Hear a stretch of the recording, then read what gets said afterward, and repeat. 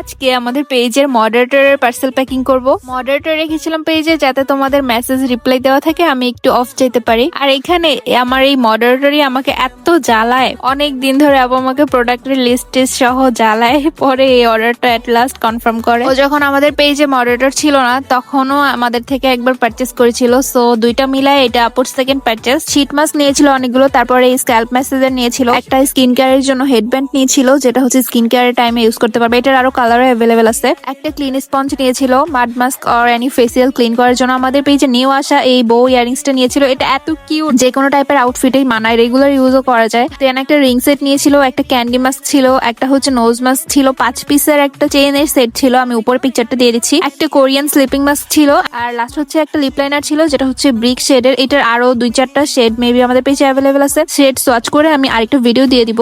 Authentic জর্ডানের lip liner গুলো কিন্তু খুবই সুন্দর, খুব স্মুথ হয়ে লিপসে হচ্ছে বসে, আর এগুলো সিঙ্গেল ভাবেই সেল হয়, আর প্রাইসও অনেক রিজনেবল এর মধ্যে তোমরা পেয়ে যাবে। Thank you so much everyone for watching this video.